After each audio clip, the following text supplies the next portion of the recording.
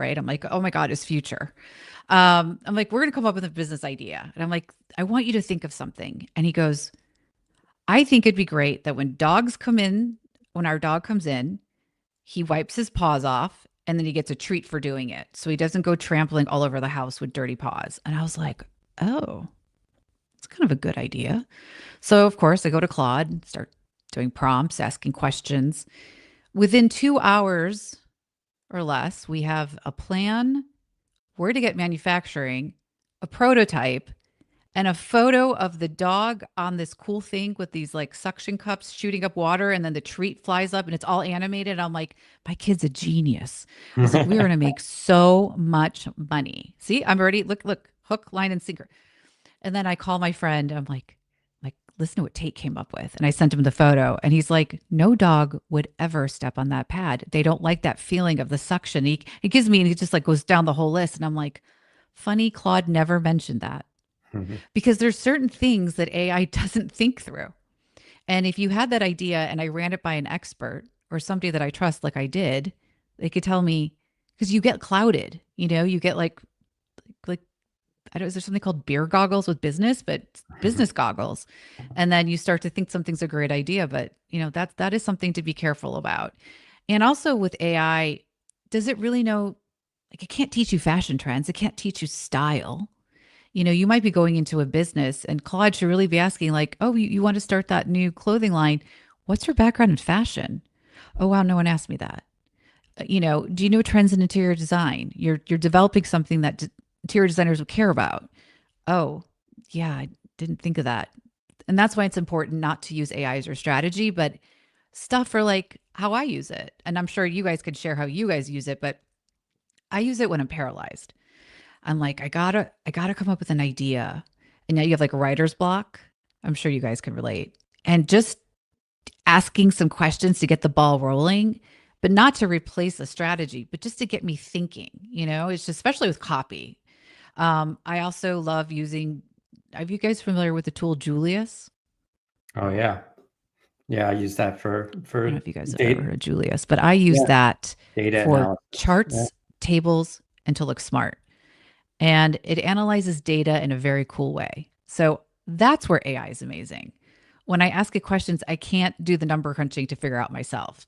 So it's funny. I have to tell you guys, I asked Claude before this podcast, what he thought about everything I was about to talk about today.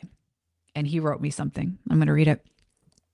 Founders who pair AI execution with human strategic oversight move faster and smarter. I was like, oh. And then I'm like, wait a minute. I've trained him to tell me that. He's working for Boarderline. Me. That's my spiel. We need humans to give us expert advice. Of course, that's what he told me. He wasn't going to tell me that AI is not that great. So there it goes again, right? You get told what you want to hear. So that's kind of some of my things to watch out for. But again, execution, be careful with ads. Again, a lot of those things need to be tied back to a strategy. So use AI as a tool, not as your brain. Yeah, it's a really good point. I've seen this. Well, obviously, it doesn't matter who you're talking to, whether it's Claude or ChatGPT Oh, I or don't hear you. one of the others. Are you having an audio problem? I don't think she hears us. Do you hear me, Julie? I do now. Okay. Okay, you hear us both? I don't hear David. You don't hear me? She doesn't hear you. This happened last week too. All right, I'm gonna jump off and jump back on. See what happens. Okay, Do sounds good. you? I hear him just fine. I hear you both. He's gonna jump off and jump back on really quick. Okay. But I don't know. Yeah, in terms of like AI without losing strategy. Are you back, David? Oh, no, he just left.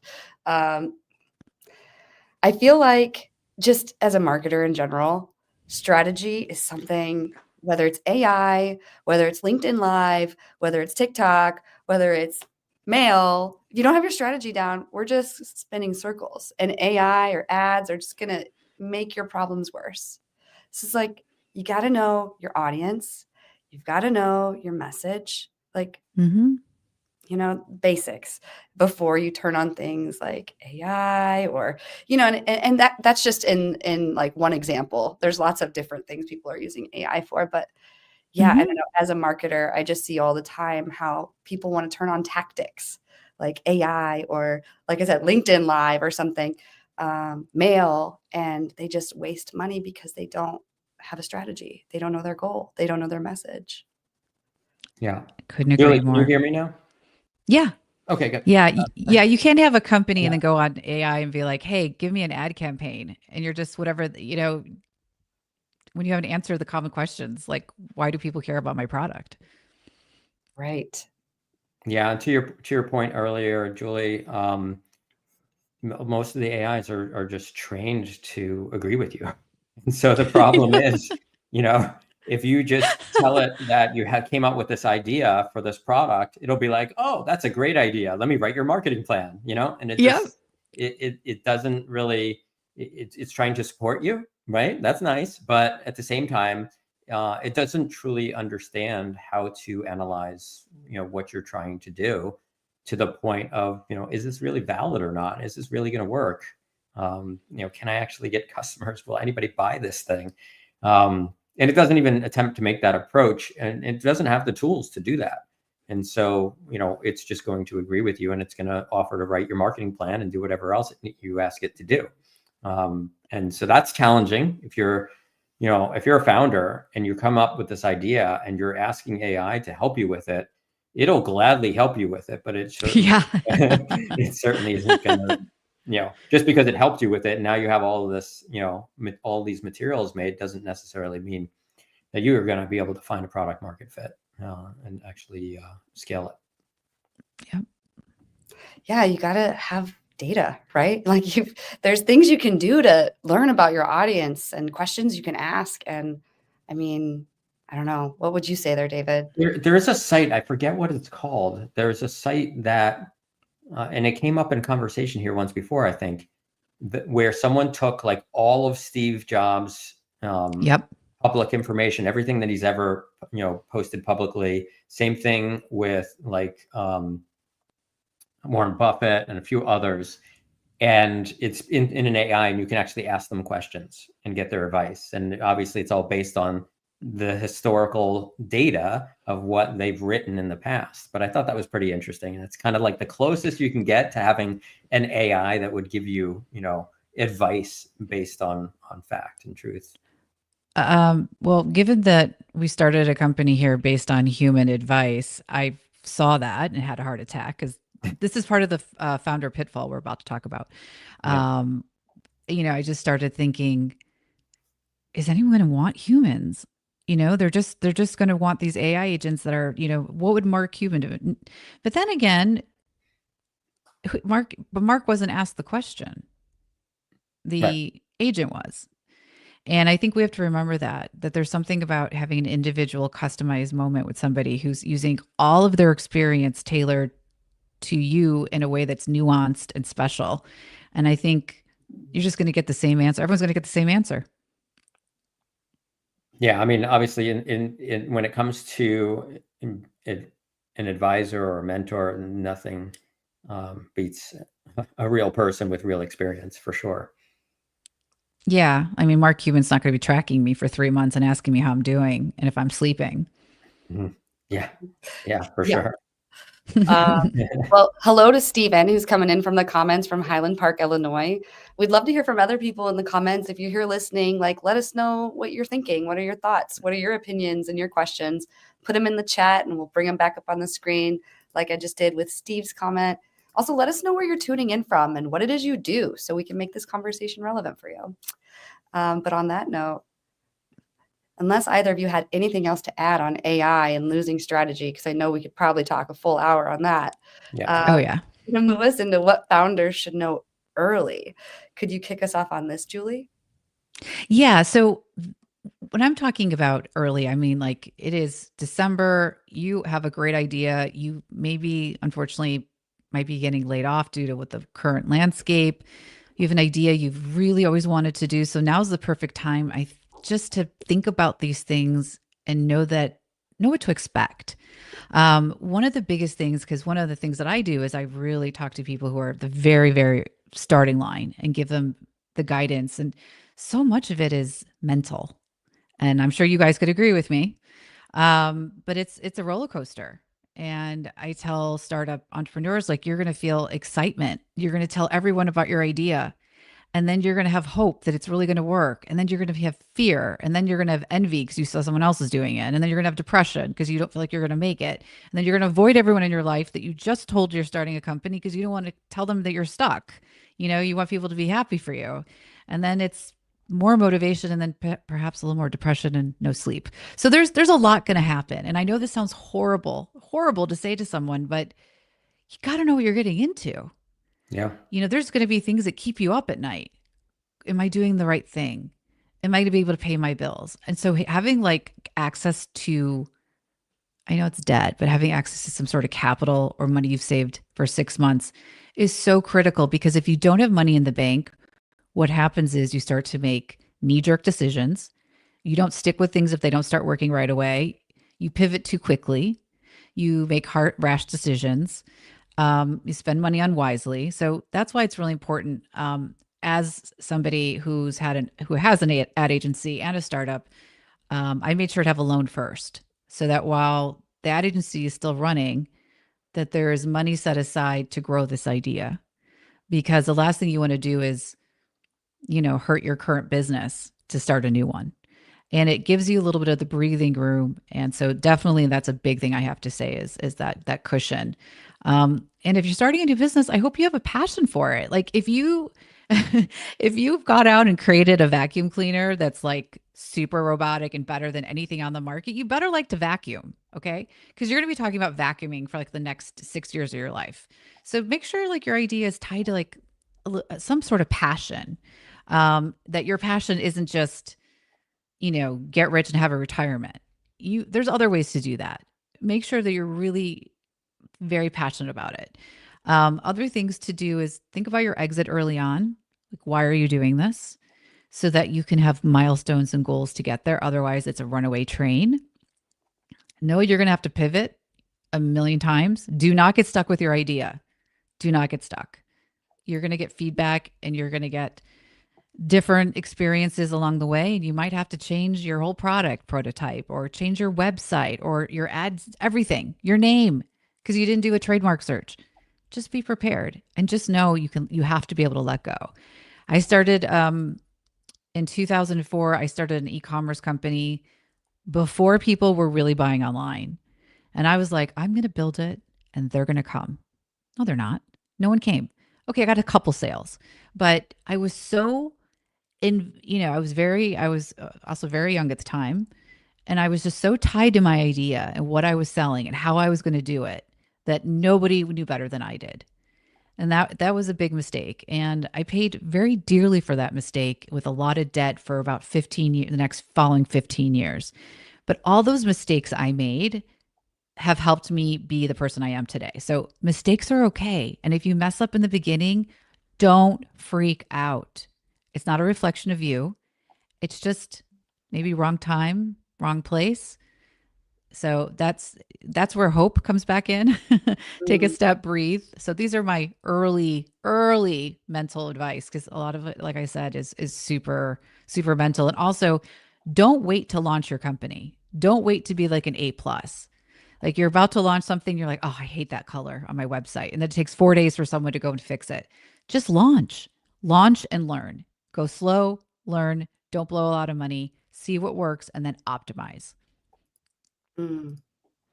Yeah, I think one of the biggest challenges founders have is not being willing to make mistakes. Making mistakes is so important. It's going to happen, and you have to learn from those mistakes. But people are so afraid to make mistakes sometimes. That's never been me. I've made plenty of mistakes. But oh my God, it's my middle name. yeah. But yeah, I mean, if you're not willing to make mistakes and then learn from them, then you can't be a founder. I don't know a single founder that could succeed like that. If you're afraid to make mistakes, that's one of the biggest pieces of advice I could give is just, you have to be willing they call it Willing to Fail. There's a book out there, and read. I think that there's so many good books, so many great opportunities for people to learn. I think there's a lot of, founders that just jump into things. And the sort of first thing that I talk to them about is like, here are the basic books you should read. And that every founder should read in order to just sort of make sure that you don't make some of the sort of basic mistakes that you could avoid, just simply from learning from people that have made those mistakes before too. And so that's another important thing. But I think all founders go through that roller coaster you described. That's a given, and you have to know that that's going to happen. You have to be willing to accept the fact that that's going to happen. There's going to be amazing times, and there's going to be really, really rough times. That's the fact. At Thanksgiving, I was avoiding people because I didn't want to talk about where Boarderline is at. Because I'm not personally there's stages of your company, and I feel like there's certain things that should be further along because I'm type A, but they don't know that. So it's like, and I'm going through someone was telling me just yesterday about another website that does something, listen, being a consultant is not new. It's not a new idea. It's the way we do it perhaps is different. But you're looking at competitor sites, don't get like, oh, why am I bothering? Just figure out a way to do it different or better. Use that, learn from what you think they're doing right, but don't. I'm so guilty of this. If I hear someone else doing something similar, I'm just like, what am I bothering? And this isn't everything. This is not just to Boarderline, but you gotta stay the course. 100%. Fail fast. I'm curious. I like that. David. Yep. Yeah, definitely. Can't be afraid to fail. Nope. I'm curious, David, what you mentioned all those books. So if you could recommend a couple books, what would they be? Yeah, I mean, if there's one book that I could recommend to every founder, if there's somebody says to me, but I never read, I'm not going to sit down and read a book. There's one book you should read. It's E-Myth by Michael Gerber. It's the most basic. It's not a huge book. It's just the most basic understanding of being a founder, and aligning, especially if you're a founder of a company. I guess to Julie's point, if it's something you'd love to do, and it's such a great example in this book. The example is a woman that loves to bake. She likes to bake pies. She's going to open a store called All About Pies. And because she loves to bake. That's great. But when you're opening up your own, bake shop, your own pie store, there's a lot more than just baking pies, right? You're going to have to deal with HR. You're going to have to deal with vendors. You're going to have to deal with rent. You're going to have to deal with everything, right? And you need to be prepared for the fact that you're not just going to be baking pies all the time, unless you can get everything else in place.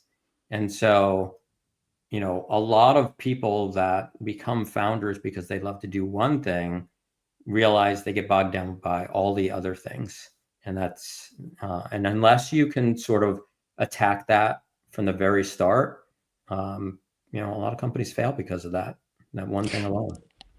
Yeah, you might be a creator, but not an operator. Yeah. And that's okay. Yeah. And if you know that about yourself, get a partner that's an operator and split the business down the middle. I'll handle marketing, you handle operations. Bring people on your team that do what you don't do that, you don't like to do it, but it's really not your area. You don't start, and then don't default to AI to tell you what to do. Really partner with people that know what they're doing. I totally agree. And I mean, at one point I was the CEO, COO, head of HR, office supply orderer. Yeah.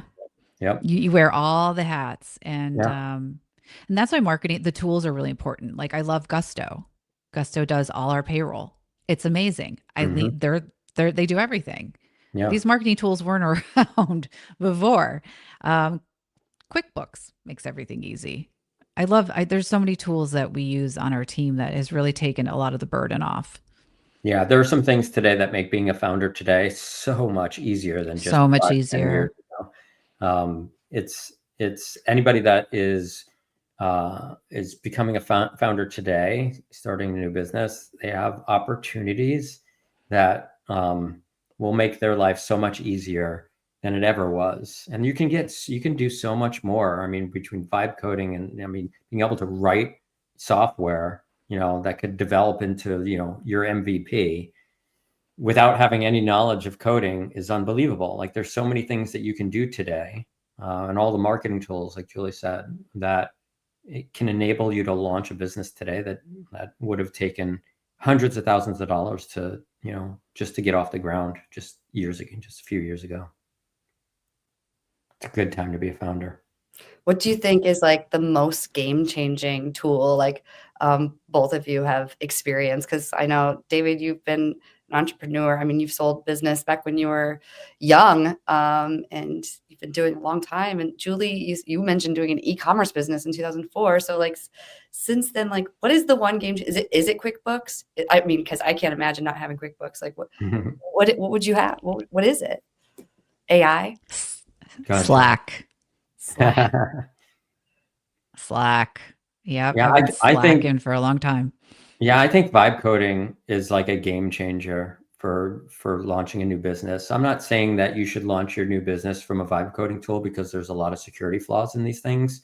But you can build your MVP. You can build a product that works, that you can demonstrate to a client, that you can demonstrate to an investor, whatever it is, and get your first clients off the ground with it before you start really investing in, making sure that it's rock solid, and, debugging it, and actually hiring, a software developer that can do the rest of what needs to be done to make sure it's secure and things like that. But, in the past, you would have had to hire developers, and, and you're talking about months of work to get to even that minimum viable product that you can do literally in hours or days now. So like our doggy rinse pad prototype that my son created. Yeah. Doggy rinse pad prototype. That sounds like a story. Well, that was the one my 8-year-old came up with. That's what Claude gave us, the prototype. Yeah. Nice. I mean, I was ready to call Petco. It was amazing, but But I also think another thing is before you start also having all these amazing marketing tools, are you asking yourself if your company, is it a company or is it a feature? Because you don't, just because you have a feature that one-ups another product isn't necessarily a brand or a company. And I think also, like, what I always ask people, what are your barriers to entry? And someone's barrier to entry can be a brand. Their brand is the barrier because they're one of 5,000, 6,000, 10 other players out there. But their brand and their premium and their quality and their customer service is what they lean on. When you're starting really early and have no track record, you got to be careful you're not coming up with something that somebody else could just be like, that's a great feature. I'm just going to incorporate it into my product. We don't need you. So that's why you have to really think about the long-term plan for something. And is technology going to, hurt it? Like asking myself, is AI going to replace all humans? That would suck. That's my company.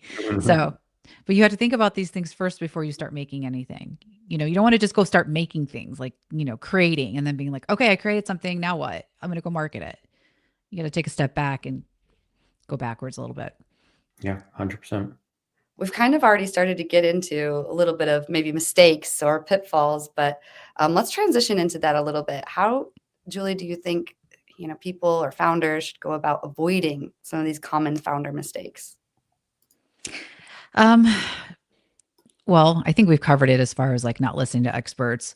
I think in the very beginning, people, they have the attitude, I will build it, they will come. And then they start doing their forecasting, because you have to do forecasting. At some point, if you're going to even get a loan, you need to forecast P&L, whatever your revenue is going to be. And people aren't conservative enough. They are so excited and are so confident that people are going to buy because they're told, oh, the average person who has a Shopify store, sells blah, blah, blah, conversion rates are like 2%. Oh, well, then I'll probably, yeah, like, of course, I'm going to take out a couple of ads and a million people are going to come and then I'll have like 2% of that. And like, those are my sales. And no, it's not like that. So I think you have to forecast realistically. And it comes down to your marketing budget and your sales team. You have to start there and then give yourself very, very realistic results. And then you got to find out your cost per acquisition of a customer. I mean, they talk about this on Shark Tank like every episode. It's really important because if you need to spend $1 million to get a couple hundred customers that results in $50,000 worth of sales, you're probably in a business that requires a lot of capital. So you just, that's a big thing. I think that are the pitfalls. I also think that people start advertising, especially here's another one with AI, like doing an ad campaign, and you're like selling, I don't know, you're selling your new clothing line, but it's really, really just younger people would wear it, like a t-shirt with a certain message on it. But you go and you take an ad out and you don't put any filters on your advertising. And then all of a sudden, everybody and their cousin and mother are being marketed to that would never buy your t-shirt. So that's another it's like thinking that the bigger the net you put out there, the more fish you're going to catch. And no, you got to go to a small pond. You got to go to a small pond where the people who care about your product are there. And you spend efficiently, not just spend to spend. And then I also think that founders don't know their story. It's if you're, that baker you were talking about from the book, the whole concept of the store or the baking could be about a story from her childhood. This was her grandma's recipe from another country. And that's the foundation to the entire baking shop. And a lot of little bakeries and stuff do well when they just zero in on one thing. Like they just sell donuts. They just sell this. It's just like, you're not trying to be something to everyone. You're really doing one thing really well. And I also think, another pitfall is spending way too much in marketing right off the bat and thinking that if you do social media, influencer marketing, or PR, that all of a sudden your life is going to change. Not so much. It takes a long time. So not to discourage anybody, but have your milestones and in the beginning, all you're doing is proving your concept and all you're doing is seeing what messages resonate. We could talk about the marketing funnel. I'm sure the three of us could talk about the funnel for 3 hours. I definitely think ask Claude what the marketing funnel is because that's really important. You got to know what stage your customer's in and what information they're looking for. And knowing that kind of pyramid will help you pick the right tools. Facebook ads aren't for everyone. You got to really know, you got to really line up the customer need, what motivates them, what's their emotional drivers, what benefit of your product would speak to them at the highest level, and then think about your features and benefits as to why someone should buy you over a competitor. Get people when they're shopping. Don't get people to start thinking about your product. If you're a high price item, you're just a luxury. If you're something where someone needs something really solves a need, then you go after the people who are shopping for it. And obviously Google search, which could be another 3-hour topic. But so, so these are the common pitfalls. There's, there's founders. Oh my God, everything that I would tell you in the next 15 minutes, I've broken all of them as a founder. So I really feel hypocritical, but it's really hard. It's really hard not to get caught up. Yeah, I think I'm really big on what you said about having realistic financial projections. I'm super conservative there. I really recommend people make their projections as conservative as possible because, man, it feels so much better to beat them than to miss them. Right? Right. And people don't always think that through. They're like, oh, well, we can, we're going to do this and then we're going to do $1 million next year and we're going to do 20 million the next year after that. And it's just like, that's amazing if you can achieve that. But wouldn't it be great for you to say that we're going to do 100,000 and then you do $1 million? Like you blew away your expectations, right? Like be as conservative as possible, because if you can succeed on paper with those really conservative projections, you're going to do just fine once you beat them. And so, whereas the other way around, if you expect to do this and you do this, there's going to be a lot of heartbreak. There's going to be a lot of heartburn. There's going to be a lot of lack of sleep. Like you're going to go through everything, depression. You're going to go through all of that because you thought you were going to do so much better, and now you're trying to figure out how to survive. And then if you do have an investor, this is a big problem because you've oversold yourself because you're like, well, there's 4 million people out there that would love my product. Well, yeah, but you don't have $4 million to talk to them, and to talk to each person is going to cost you $20. We were not thinking like that. Yeah. I conservative. I always say, like, whatever you think you're going to make, drop it down a couple points, decimal, like move it over. I know that sounds horrible, but I mean, I go real low because not only that though, but I just think even if I hit this low, I still have enough money to cover my cash flow. You just want to cover your cash flow. That's a win. You don't come out of the gates like, oh my God, I launched my website. No one's coming. Well, of course, no one's coming. No one knows about it. Yeah. It's such a common mistake. Like a lot of people really just don't understand marketing. And, you said to talk to 4 million people, you need $4 million. Well, a lot of this time, those 4 million people are going to require 20 impressions, 30 impressions before they actually click to buy. So it's going to be a lot more than that. No, I really appreciate what both of you said about being conservative on your projections. That's really important. But with 6 minutes remaining, were you going to say something else, David? Nope, I just agreed with you. That's all. Okay. Well, let's get into tech stack. So, Julie, what are some of your favorite tools in your tech stack that are empowering you and your team? Well, I think I gave away a lot of them already. Obviously, Slack since the last 9 years. Gusto for payroll, obviously QuickBooks. I use a service where I pay a monthly fee to get legal help, and it's unlimited help, and it's a monthly fee. That to me is amazing. Figma. Everything we do is on Figma. We don't do Keynote or PowerPoints anymore. Everything is on Figma. I absolutely love it. It's a great collaboration tool. We go in there.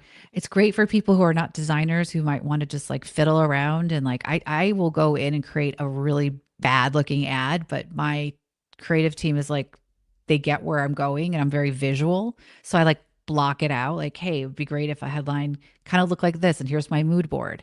And it's all in there. We're all collaborating. And the amount of time it saves is just amazing. So big Figma fan. Asana gave me anxiety, so I'm not an Asana person. I know a lot of people like Asana. I don't know, like visually see, it's like you either love it or you don't. I don't know. It gives me a lot of things give me anxiety though, so I might not be the right person.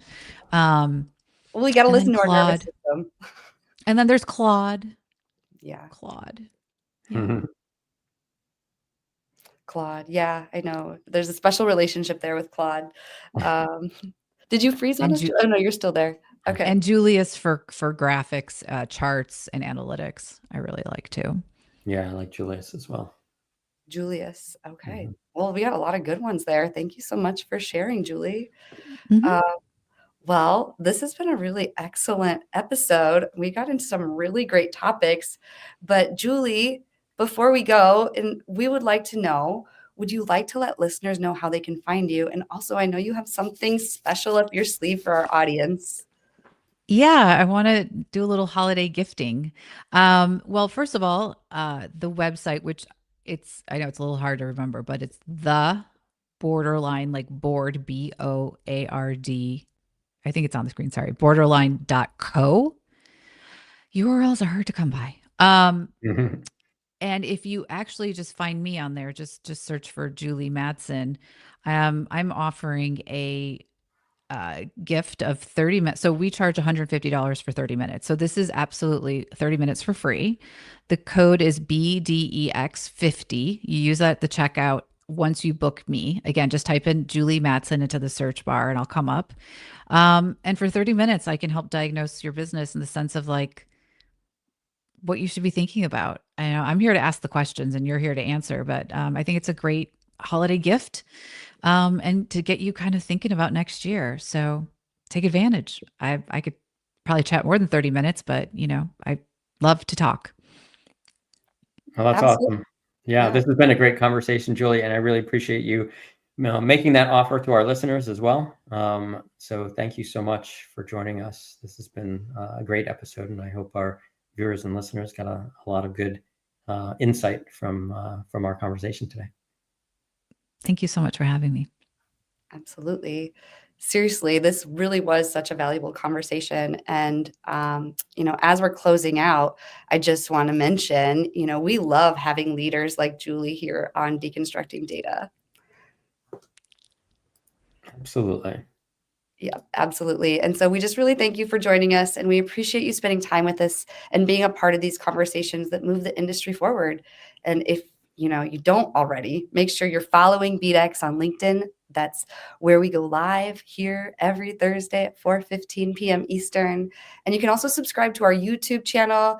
And if you prefer audio, the podcast version is available on all major podcast platforms, Spotify, Apple. Just go search for Deconstructing Data. And also, we have a special Tuesday offering. So our Thursdays are booked out through 2026.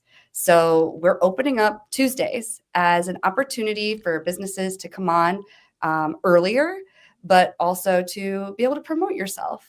And so we're offering, it's a $500 value and a great way to get in front of your audience without waiting months or maybe years. And we'll allow you a 30-second, clip. You can play your ad.